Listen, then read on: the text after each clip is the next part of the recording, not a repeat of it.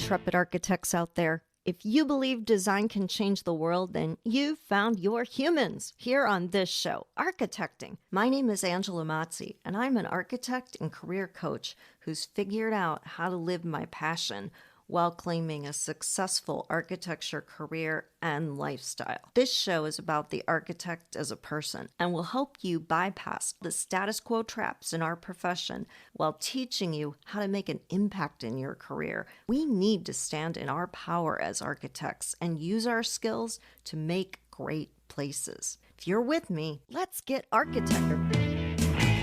The one tip, though, which I have learned is I do think that there's something really great about a certain level of vulnerability and being in the moment and engagement. So like the fact that we're talking now, there's no script. You're just getting the raw thoughts and feedback. However, I do think that that's much more engaging. I always used to be one of my pet peeves is that when you've got someone who's fantastically talented and they would pitch their work and they've got like two sheets in front of them reading the script. And I'd be like, dude, I'm right here. Just you can speak to me.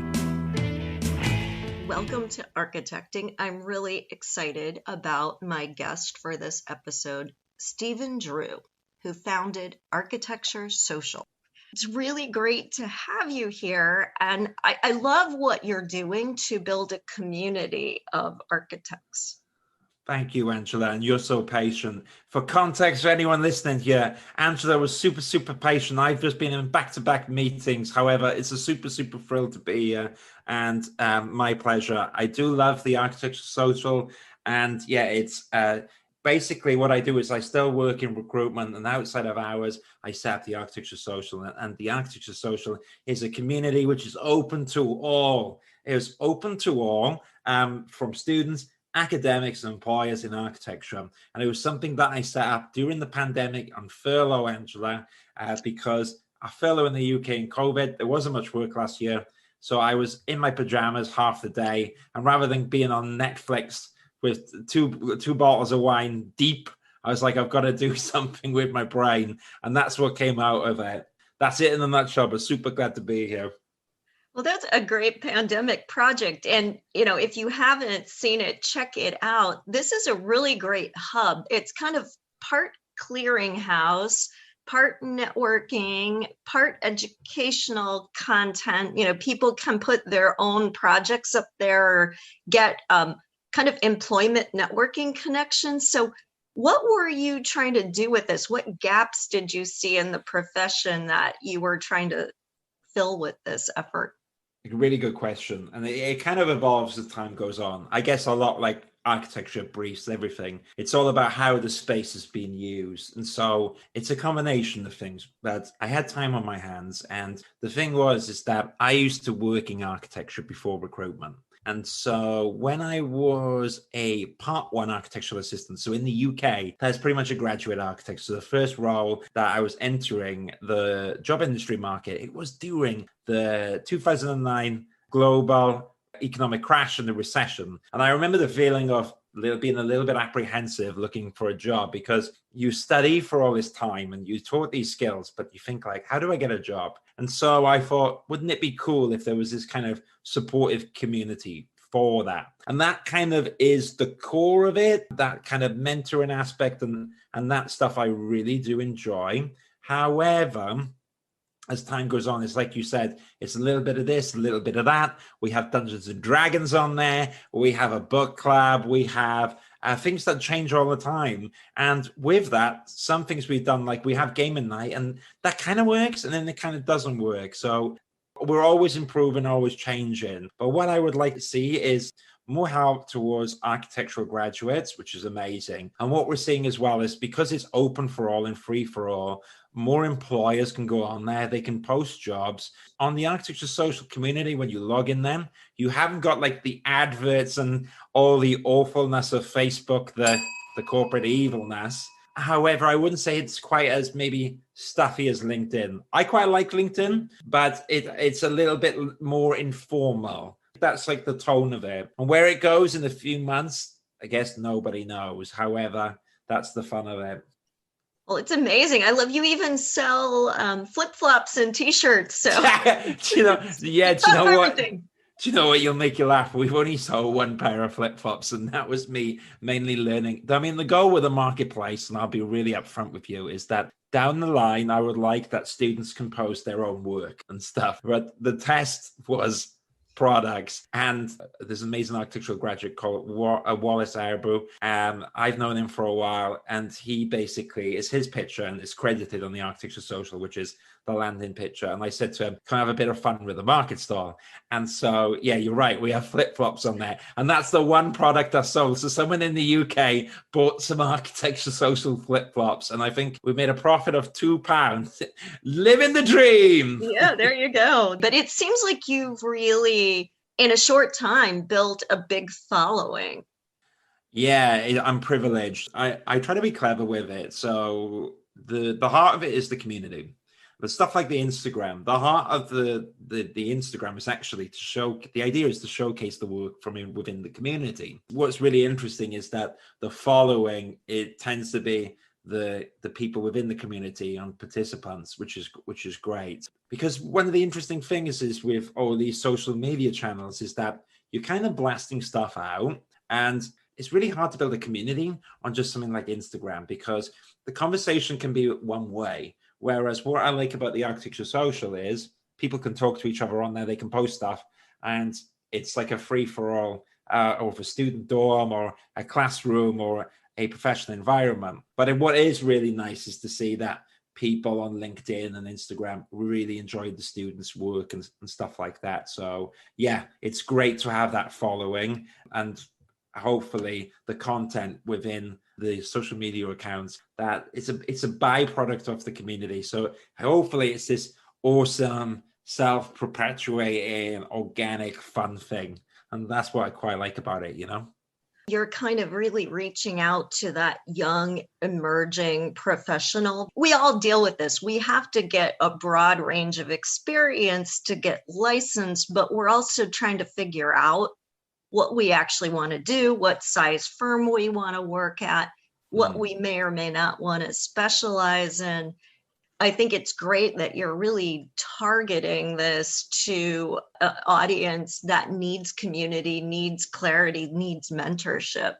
Quite one of the questions that frequently pops up is like, where do I look for practices and how do I find them? And I really like challenging the typical archetype of what people think they're looking for. So it's quite interesting that a student will typically find that, Angela, that they want to apply to like the 10 architecture practices that they've known or aspire to, such as Skidmore and Merrill or HOK or WATG, and all great companies. However, you're right. What I'm quite keen to solve the problem in the future is learning about maybe the architectural practices which aren't so famous, but maybe they're local to you, or maybe they have core values that you're interested in that you weren't even aware of. So maybe whether it's, for instance, right now, a really good example is with the pandemic, people doing healthcare or changing hospitality into healthcare, or right now in the UK, you have a housing crisis, right? So it's how do we involve modular housing to solve this problem? And so it would be really interesting to see how people find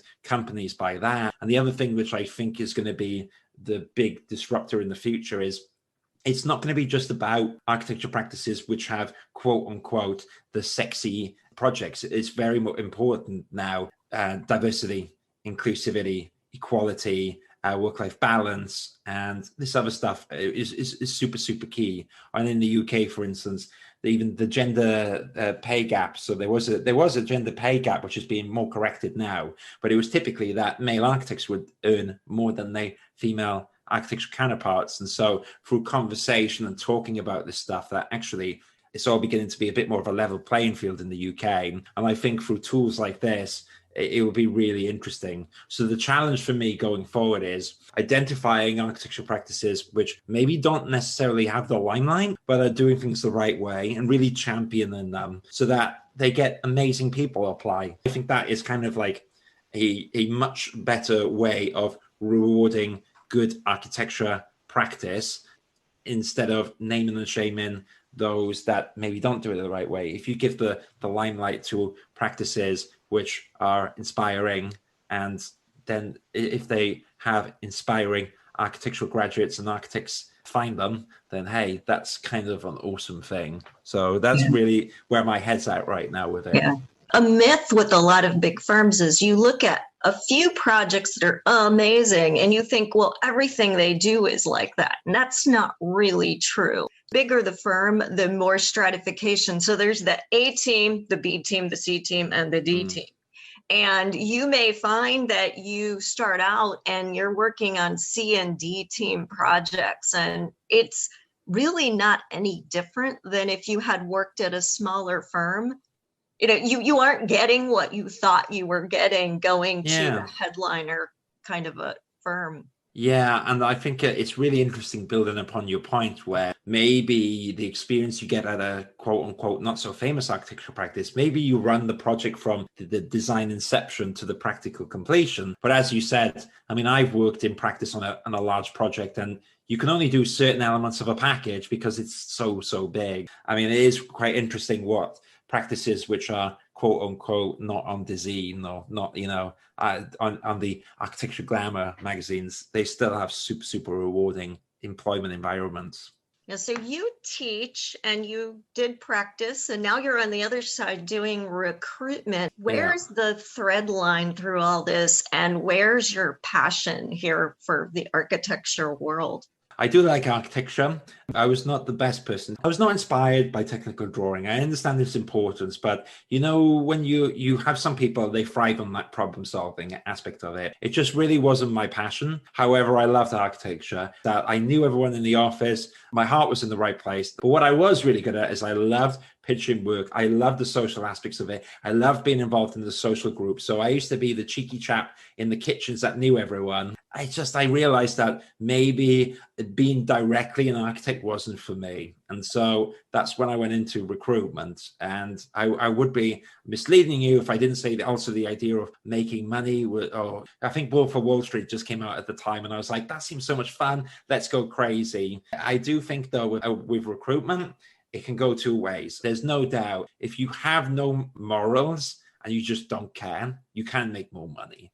But to me, my reputation in architecture is important. I do believe in doing the right thing. And actually, in what I do with recruitment, it is really about pairing up the right practice with the right person. And even if that costs me in the short term, sometimes saying to someone, you know what, I know you've got an offer for this company from me, but I'm not sure if it's for you. I think that kind of home truth, actually, people believe in you in the long term. And that also the comforting thing is that when they join a practice and it's really the right fit, they're less likely, Angela, to drop out. So my dropout rate is a lot lower rather than just quote unquote getting a bum on a seat. So recruitment, when you do it the right way, is challenging and I find it fun. And there's a lot of moving dynamics because we're dealing with people who have their own lives and they have their own narrative. And it's really important to get it right. That's why I moved into it. And I guess that now I don't have to worry about doing details incorrectly. It's like I remember once I lost like £500,000 of square meters because I counted the areas wrong in a drawing. So I don't have to have that worry anymore. I just hopefully build bridges up. So hopefully I found my calling in life and talking and communicating. People don't realize how diverse practice is, that not everybody is going to start at the beginning of the project and work on every phase all the way until the doors open. Like my own work, I work in the marketing, I work in research, I work on the front end of the project. And then in the design development phase, about halfway through, I kind of fade away. So I haven't been on a job site and I haven't drawn a detail in many years. And that's fine with me. I have no real interest in that. Knowing your interests and matching them up is so important. Yeah, I kind of agree. And what I would say, just to complement that point before we move on, what's really interesting is that actually architecture, even though I don't do it directly now, I'm still involved in the architectural world. But what's really interesting is with the architecture social, there's an element of design in it. And I think that when you're an architect, there's a reason that you go into studying architecture. And to me, I still see it as design in this kind of mad metaphysical way. It's not quote unquote a building, but adapting and making this space accessible and changing what works and what doesn't. is really, really interesting. And I believe that that approach you pick up in university and practice, it never leaves you, which is kind of a nice thing as well. It's interesting. I do think about it sometimes. Somewhere around your second year, you can feel your brain shift and you will never look at the world the same way again. Yeah, and I love the way you said second year, because it's true. In the first year, you do learn things, but the first year you do have a bit of fun as well, don't you? It's the first year. Yeah. Why do you think it's important for architects to network outside of their firms, not just take their job and work on cultivating relationships there? This is a really good question, and one I've not been asked before. So what you'll find in architectural practices is sometimes there's just one way to work in. So when I worked at EPR Architects, it was a fantastic architecture practice. And what was amazing is that when you've got architects from different architectural practices, they bring different things. It challenges architecture. And I think as well, when you're talking about networking, it's really good to speak to people who may be in different sectors, and they can offer different viewpoints on architecture. So that's really, really important. But also, it's really important for you in your career. So a good example is if you're constantly speaking to people in other practices and you have a good relationship with your client, that's a really good example that I've seen people, because they have such a strong relationship with their client, that the client wants to hire them. They're like, come on my team. And I think the more and more you network, the more and more you build these connections. And over time, you'll build these friends in industries and you'll build your own reputation, so that opportunities then start coming to you. They go, Steve, I know you might be happy where you are, but I've got this kind of project on right now. Do you know someone that might be a good fit for it? And then you go, actually, I'm interested. And there's all these possibilities that pop up, which is amazing, and which you wouldn't have got if you were in your own bubble. So it's really important to network within your architecture practice. Spend a bit of time on social events and go in the extra mile. Try to give them 10 to 20 minutes before going back to your family. Of course, your family is important, but developing the bridges internally is good, and then going to events. And I think that what I really like on the Architecture Social is the fact that partly through running it, I am involved in it, but I've met people that I would never meet before. And this is why we're here in this interview, is because of a conversation that we struck up with. But physically, we're in different parts of the world. So it's the part that we were both out there. And it's through this conversation that right now it could be this interview. But if something comes up, now we know each other, I'll be like, oh, yeah, I met Angela and you should that. And that's how the world works. So the more you're out there, the more and more opportunities you create. And you just don't know where it goes. But you've got to be in it to win it. As in, if you're not networking, no opportunities. But if you're out there, something might happen. Yeah, I love that you said that, because the biggest thing I tend to hear from architects of all stripes, but especially some of the younger ones, is I'm too busy. And I just want to scream every time I hear that, because you're hiding behind busyness. And I always say you make the time for the things that matter and you make excuses for everything else. The busy excuse comes because you can't see the value. So what are some of the biggest barriers that you see younger architects facing, that if they took a different approach and were more willing to put themselves out there, they might be able to overcome? And so my immediate thought about that is it's a two-way thing, because I'm used to doing this now and talking because I've done it several times. However, bizarrely, I remember going to networking events where I would be too shy to talk to people. And I remember the first time I did a Zoom meeting, I was super, super nervous. So of course, confidence get into the way of it. And the bit that I would like to say to everyone here, it's completely normal to think like, I'm worried about it or I'm not confident. Well, what you've got to do is you just got to do a little bit every day. You touched upon people say, I'm too busy. It's fine. And it's fine to have been busy. Well, what's interesting, it's like the attitude of me during the furlough. I used to be like 5 to 8 kilograms lighter. Okay. And so rather than me saying, oh, constantly putting it off, I know it's something I need to deal with. And so that's what I'm actively doing now. But what I try to do is not blame myself and saying, oh, I messed up yesterday. It's what you do today. So we all have these things. I am far from perfect. However, anyone listening in here, I was using the analogy of my waistline, but say now you feel unconfident with social networking, just do 5 to 10 minutes a day. And don't think because you haven't done any of it up until now that you shouldn't start. That's the biggest thing I see is people go, it's too late. It's far too gone for me. And the other analogy I'd like to give really quickly is I remember years ago, I felt like I wanted to set up a YouTube channel for architecture, and I didn't, because I was like, there's too many out there. It's too late.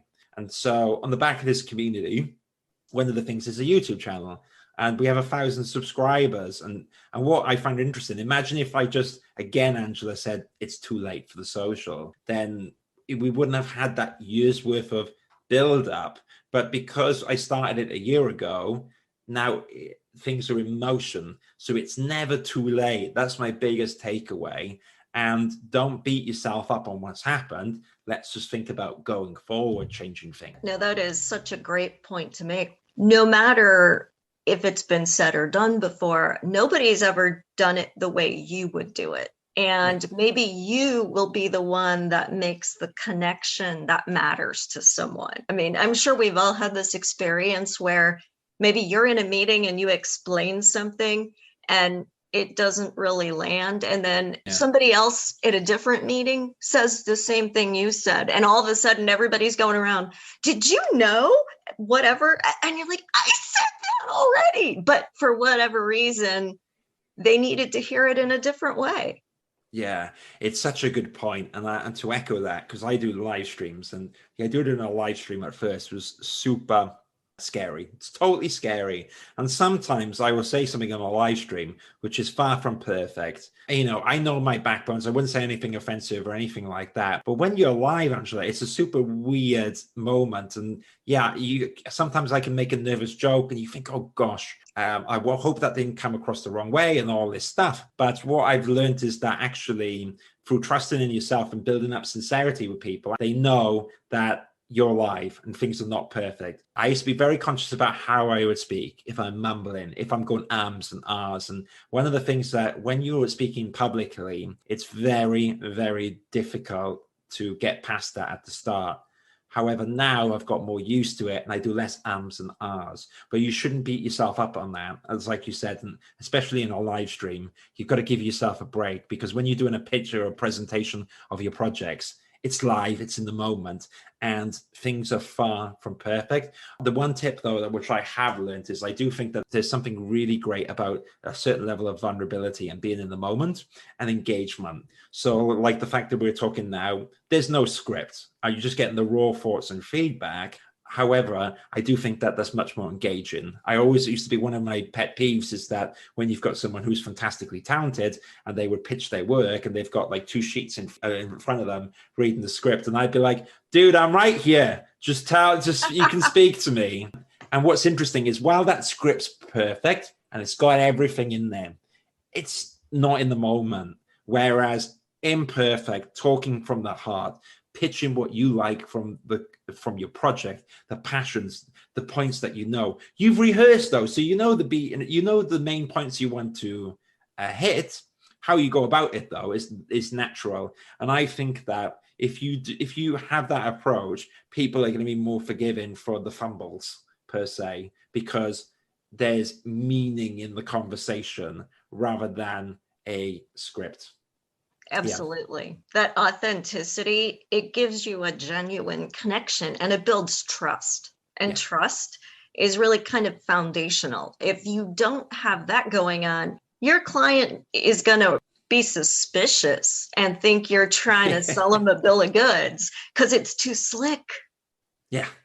I agree with that. And I think that, especially with my clients, so less on the optics of social, but more of what I do in terms of recruitment. Because I remember at first, the idea of working with the architecture practices, which I aspired to, was really like, oh my gosh, I was starstruck.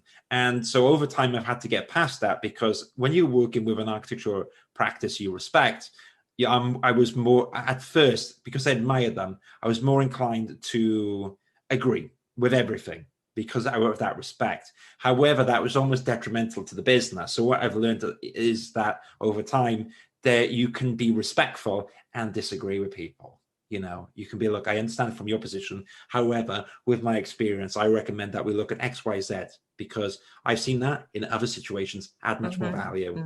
And you will get the respect back, because what we're talking about isn't confrontational. And that's what I've learned over time. And the other thing that, which has been really interesting, that I've learned a lot more recently, is that there's a power in saying no, and it's more respectful rather than misleading or going maybe, and yeah, we'll look into that. Sometimes it's better to say no. So a good example is that now things are getting busy again, and I have to be really clear with a client to say, I can't work on that right now, especially for that fee. So it would be really interesting to see how that translates when you're running an architecture practice. But I think that saying no when the fees don't stack up is a little bit scary, because you're almost telling your client, like, I can't work on that right now.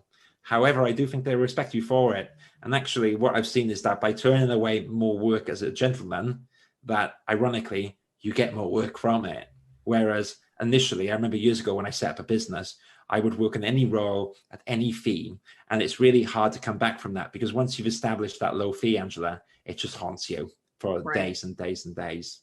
The whole economic theory, red ocean and blue ocean, and red ocean is about that undercutting, vicious competition. And it ends up being a race to the bottom where you completely lose value and become a commodity. Yeah, there's a big thing at the moment in the UK. So timely with this, I mean, it'll be interesting when this episode comes out, but basically last week, which was the last week of March in the UK. So one of the Reba are consulting right now on unpaid overtime being remunerated mandatory, which is going to be a big thing in the UK if it goes through, because suddenly if an employee is being paid for overtime, really have to start looking at efficiency and performance, and we really have to start looking at that fees. What I have seen before is I've seen, like as you said, when a fee is fair but has a bit of wiggle room at the start, what I've typically seen is that teams and projects are set out in such a way which they're more efficient. Whereas when the fee's lower, you tend to have less people on the job, longer hours. But what's really interesting is that from a recruitment perspective is that actually, while the costs are lower during that point, because you've got someone working longer hours and not paid, more likely to leave the architectural practice, which has a massive financial repercussion, because finding people is extremely expensive. You bring in a recruiter, it's a few £1,000s straight off the bat. You have the downtime involved. And also, when people are interviewing, I think everyone forgets that 2 directors in a room while interviewing is probably a $400 per hour. And they go, I didn't really like that person. And so searching for people is extremely expensive. And there was one study that I'll leave on this point here in the UK. They found that unpaid overtime and big deadlines is that staff were much more likely to leave. I remember there was a practice, and I haven't got the numbers in front of me. However, indicatively, the trend was that people were extremely more likely to be unhappy in their job if they were working overpaid, and they would take more sick days, much more sick days, which was interesting. However, everyone miraculously stopped getting so sick when hours were less and they were paid, because people were less burnt out, to be honest. There was nothing underhanded. But when you factor that into running a business, suddenly you start thinking like, oh, if I get this right at the beginning, you're probably going to save yourself more money in the long term. Right. It's that value and worth equation that really comes down to it. Face it, the people running architecture firms often are architects. They don't necessarily have HR skill sets or financial skill sets or corporate skill sets. And what do we learn when we go to school that becomes a culture for us is that we're never right the first time. We constantly have to iterate. There's no value to our time, and we should wear working long hours as a badge of honor. It translates right into practice. That was a big discussion, because on Clubhouse we have another little architecture social space there, and that was the topic last night about, is this the end of basically not being remunerated unpaid overtime? And that was a huge topic. It reminds me of that old school Gordon Ramsay, I'm going to throw a saucepan at your head, you idiot, you must, but it's like, you idiot, I'm here because I love you and you're going to do really well, but I had to go through this abusive thing and look how strong I am and I'm doing the same to you. And it's kind of like, I don't think that model translates in the new world. And I do think that there's some architectural practices which will be clinging on to that. However, that time's changing and everyone's talking about it. You've brought it up here. I'm talking about it with you. People were talking about it last night. And so I think that the values are changing. And actually, you've got a lot of forward-thinking architecture practices. The bit that's really interesting is I'm less interested in, if you've seen Game of Thrones with the bell, doing the shame bell to practices, shame. It's not so much that. But what I'm interested in is a bit when we were talking about the architecture social, my goal is if we start championing the practices which have the amazing, flexible work-life culture, they have a certain level of autonomy, I think that they're going to get the best people join the practice. So you're rewarding good practice with financial gains. And I think that's what we will see, is that the practices which are a little bit ahead of the curve, they will get the best people. And then maybe on the back of that, the projects are smarter. There's more chances statistically that you can win awards and the fees can go higher. But I think there's a lot to gain. I'm not going to pretend I run an architecture practice. This is just more of the actual things that I'm seeing on the sideline, which seem to be working for the companies that are doing it. And I do think that the companies that are maybe not so progressive, it's going to catch up with them in the longer term. It reminds me a bit like practices, Angela, which didn't go to BIM straight away, or still thinking about it now. And it's like the industry in the UK is going ahead with it. And architects are looking for places which use BIM because it's really important to them in their career. It just depends on the type of people that you want working with you, how important it is for you to attract the best people. I can guarantee you the forward-thinking practices will retain and they will attract the best architects easily. So true. The company I work for, GBB, and one of the reasons I wanted to work for them was because they didn't tell you no. I went in and I said, I want to work with evidence-based design. And they said, okay, figure out how to do that. It's a company that's always trying new things. And in fact, we're experimenting right now with unlimited paid time off. Wow. We're starting with the partners just to see, will people take it? Because we were noticing people were leaving time off on the table. They weren't taking even the time that they had. When you'd say, why? Well, we have too much going on with the projects. And we actively want to change that for the reasons you said. We don't want people burned out. We want fresh, innovative thinking. And a lot of times that comes from getting out of the office, enjoying life, and making uncommon associations that lead to a break. Really interesting, as you say, that I think that when you offer someone the ability to have unlimited holidays, you might even find that they take less. But it's the choice, which is really important. It's the choice that people value. Because you're working autonomously, and there's trust there, it means a lot to people. I've seen it when I've run teams as well. When you don't ask someone to work late, and if you really are looking out for each other, when the going gets tough, you just find that you all band together, and you don't have to ask people to stay because they will do what they want and they're invested in the company. They admire the values. And because you have this work culture where people are always working late, always working on the weekend, when it does happen, then people go, oh, do you know what? I'm passionate about this. I'm going to help get it across the line. That's the really interesting point. Like, as you said, the more and more good gestures that companies do, it means so much to the employees, to the architects, to the students. It means the world. And you're more likely to see that people stay with a company for many years. And that's what it's all about, isn't it? And then you have people who are actually part of the company DNA, which is the ultimate goal. That's borderline then a family. Do you know what I mean?